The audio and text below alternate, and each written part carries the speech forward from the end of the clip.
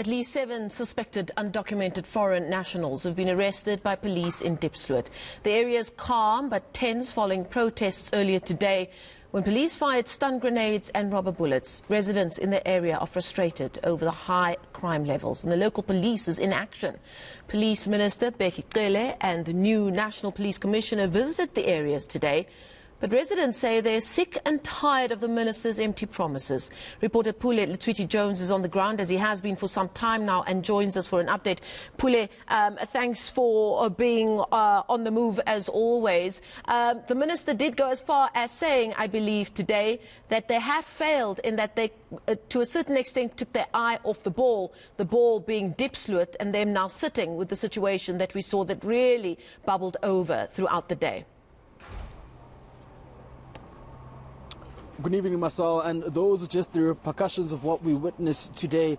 Outraged by the community members of Diepsloot today, taking to the streets, blocking some roads leading into the township, saying that it's been empty promises for quite some time. Now, this is nothing new. In fact, if you could date back to 2019, we had witnessed some of these similar unrests and protests that had taken place here in the community of Diepsloot. But just coming in, refreshing, developing news there, we do understand that the immigration services and the police officials embarked on an operation where at least 7 undocumented, or rather suspected undocumented foreign nationals were of course apprehended and brought to the Diepsloot police station. What we understand now is that the police or rather the officials there have confirmed that they are indeed undocumented and they were currently being processed. Now, what will happen from here onwards is that the police will then continue to go into the township with, of course, some of the officials from Home Affairs and try to, continue their operation in ensuring that there is order, ensuring that some of the, foreign nationals in the township have the correct particulars of having to be in South Africa and in the country. And that's what we just witnessed there while we were, I was speaking to our colleague Sadi earlier on, where we saw that convoy of police officials actually going in. And maybe if I can just step out of camera right now just for a bit, my colleague Noko will show you. This is the Diepsloot police station where these vans currently are stationed. That one van next to the police vehicle is of course from the Department of Home Affairs, and this operation is expected to continue into the night. And of course one would imagine that the move comes after what we had witnessed earlier today, where there was that protest that actually took place and went on with the unhappy services residents saying that they have been receiving for quite some time, which also goes to the non-compliance and of course the lack of respondents by some of the police officials when they're having to report some of these crimes. And those are some of the sentiments they've shared with us towards the day today. But maybe what is also quite important there, coming from the police minister, was saying that crime is crime, whether foreign or local, but residents here have a different view, saying that most of the crime committed and alleging that most of these heinous crimes committed in these areas are of course by and are rather being linked to some of the undocumented foreign nationals, according to locals here in Diepsloot. Pule, if I could just come in there now, speaking of which, with those 7 suspected undocumented foreign nationals being taken into custody, this of course does speak to and lead into the narrative being spread by organizations like Operation Dudula. What are we hearing from that sector with Diepsloot being front and center in the news today? Well, definitely it does speak to some of these sentiments that have been shared on the public platform, in public and all over, that we've heard, like you've just mentioned, such as Operation Dudula, Soweto Parliament and Put South Africa First, which have been saying that the issue of illegal foreign nationals in the country has been neglected for quite some time. But remember, just with the presidential imbizo that took place in Mahikeng, some of these, views were being shared by the police minister, Betkele, saying the crime that's actually have erupted in the country has to be looked into. You look at the crime stats that show that there were more criminal, reports that had been made in Gauteng, followed by the Western Cape, then followed by KwaZulu-Natal, having to show you that Gauteng was at the epicenter of some of these reports that were being made. You go back to about 2 months ago, where there was the police imbizo again that took place, where the Gauteng Police Commissioner Elias Mawela Mandela did make it clear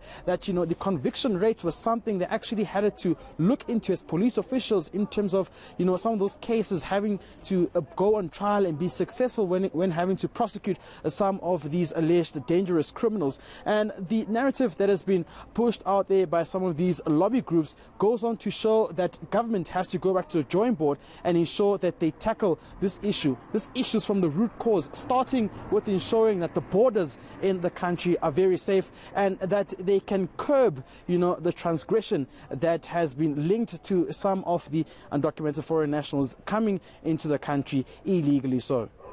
Before I let you go, we are going to be hearing some sound bites from the police minister just after we finish our conversation, Pule. But what has been the reaction from community members there? They've already said we've had enough of the police minister's promises, but he has already now promised more units, 50 police members, I believe it's being reported, tactical response team and the like, to be brought into Diepsloot from tonight. Will locals say, this is too little too late? It's probably just going to be what we'll experience for while the TV cameras are rolling in Diepsloot, and once you've all gone, we're going to be back to square one. What is the immediate reaction to what the police minister promised yet again today?